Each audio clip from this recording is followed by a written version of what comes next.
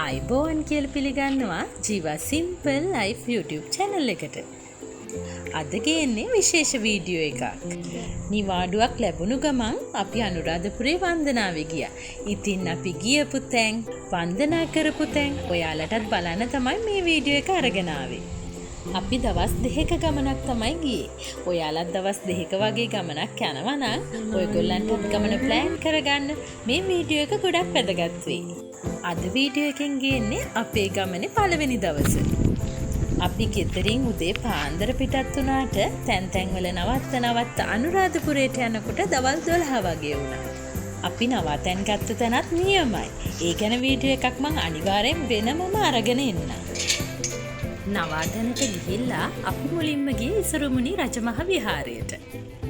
ඉසුරුමුණිය කිව්වහම අපි කාටත් මතකෙට එන්නේ ගල් කැටයක්.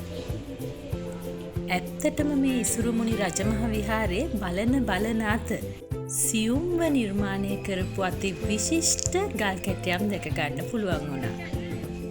ඉසුරුමුණිය ගල මුදුනට ගිහාම හරිය ලස්සනට වටපිටාව පේනවා. මේ බලන්නකො ගලින් හදපු පඩිපෙල්.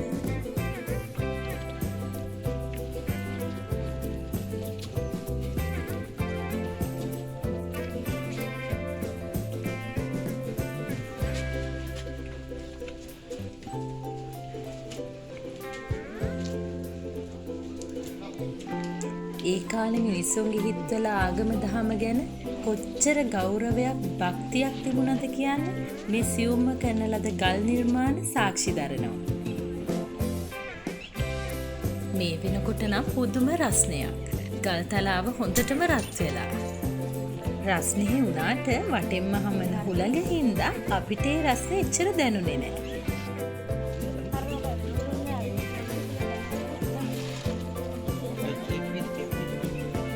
ඉසුරුමුණි රජමහ විහාරයේ අපිට යන්න පුළුවන් ඉහළම තැන තමයි මේ තියෙන්නේ. එතෙන්ට ගිහාම හරිය ලස්සනට වටපිටාව පේනවා.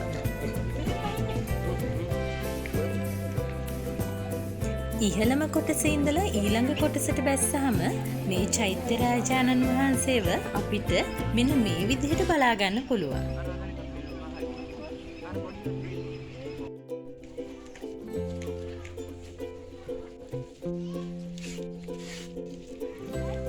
මේ ස්ථානයේ තියෙන්නේ කෞතුකාගාරය. ඉසුරුමුණි පෙම්යුවල රජපෞල වගේ අති විශිෂ්ට ගල් කැටයම් රාශියක් මේ කෞතුකාගාරයේ තියෙනවා. මේ බලන්නකෝ මිනිසා සහ අශ්වහිස ගල් කැටයම්. අප හැමෝම වගේ මේ කොටු හැඩයෙන් පේන සිදුරට කාසිය සිත්තල ප්‍රාර්ථනා කරනවා.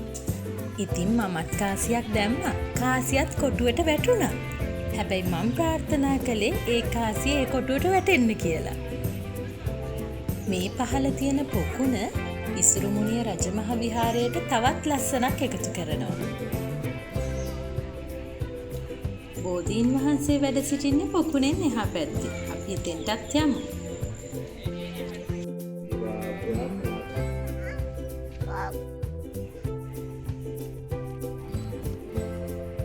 බෝධීන් වහන්සේත් වන්දනා කරලා අපි දැන් ඉසුරුමුණි රජමහ විහාරෙන් තිසාවැව පැත්තට යන්න තමයි හදන්නේ.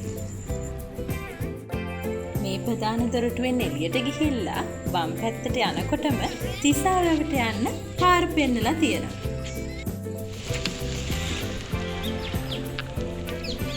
දවල්ට කන්න හදාගෙන ආපු කෑම ටිකත් අරගෙනම අපි වැව පැත්තට ගියා.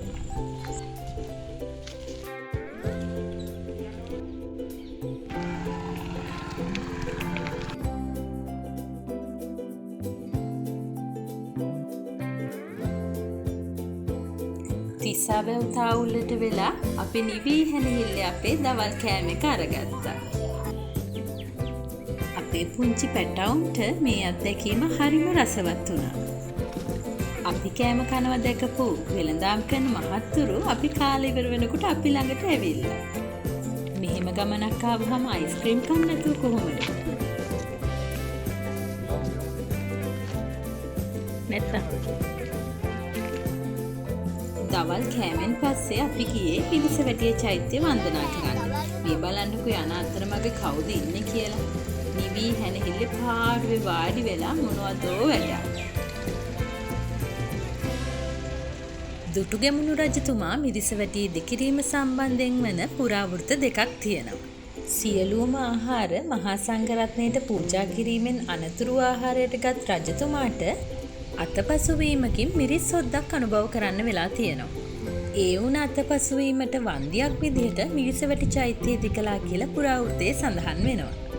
ඒ වගේම තිසාවැවේ දියකෙලියට ගිය රජතුමාගේ සර්වඥ ධාතු සහිත ජයකොන්තය මෙම ස්ථානයේ තැබූ බවත්, දියකෙලියෙන් අනතුරුව පැමිණි පසු එම ජයකොන්තය සෙලවිය නොහැකි වුණු බවත්, පසුව එය වටකොට මෙම චෛත්‍යය ඉදිකළ බවත් පුරාවෘත්තයේ සඳහන් වෙනවා.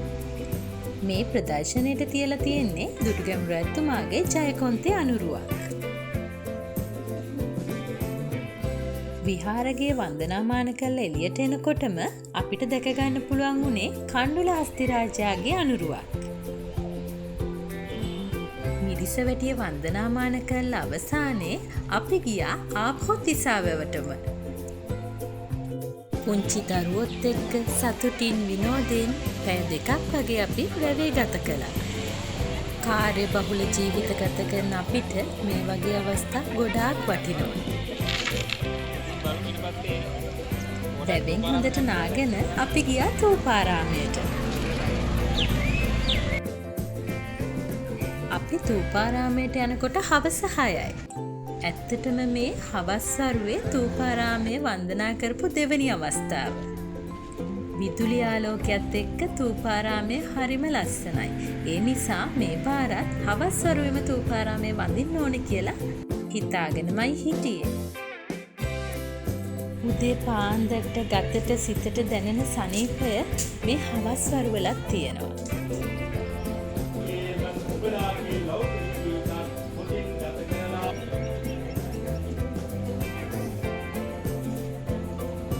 ඔන්න පොඩ්ඩ අහස දම් පාට වෙලා හඳ පායගෙනයි එන්නේ.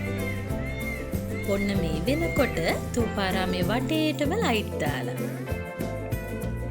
ඔන්න බලන්නකෝ ගල් කණු අතරින් දම් පාට අහස යට ථූපාරාමයේ ලස්සනට පේන විදිය.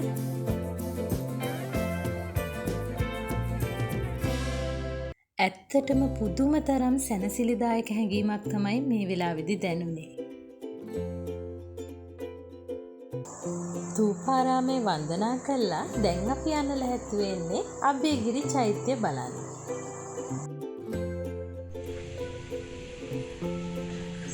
රෑ වෙනකොට අබේගිරි චෛත්‍යය කොච්චරනම් ලස්සනද? මේ වෙනකොටත් ප්‍රතිසංස්කරණ කටයුතු සිදු වෙමින් තමයි තියෙන්නේ.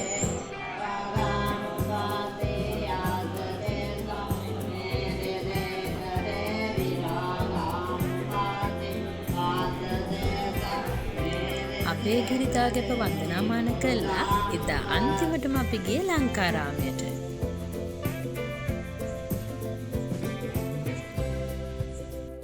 ලංකාරාමය කරවලා තියෙන්නේ වලගම්බා රජතුමා. වලගම්බා රජතුමාගේ බිසව වන සෝමාදේවියව සිහි කරන්න තමයි මේ චෛත්‍යය ඉදි කරලා තියෙන්නේ. වලගම්බා රජතුමා සතුරන්ගෙන් බේරිලා පලා යන අවස්ථාවේදී සෝමාදේවියත් ඒ කරත්තෙම ඉඳලා තියෙනවා. මේ කරත්තේ බර වැඩි නිසා වලගම්බා රජතුමාට වේගෙන් කරත්තේ ගෙන යන්න බැරි වෙන නිසා සෝමාදේවිය සිය කැමැත්තෙන්ම මේ කරත්තෙන් බැහැලා වලගම්බා රජතුමාට සිය ජීවිතය බේරගන්න උදව් කළා තියෙනවා. අනුරාධපුර වන්දනාවේ පළවෙනි දවස ගෙවුනේ මේ විදිහට. දෙවැනි දවස ගත කරපු විදිහත් වීඩියෝ එකකින් අරගෙන එන්න. එහෙනම් අදට ගිහින් එන්නම්. මාව සබ්ස්ක්‍රයිබ් කරලා බෙල් අයිකන් එකත් ක්ලික් කරන්න.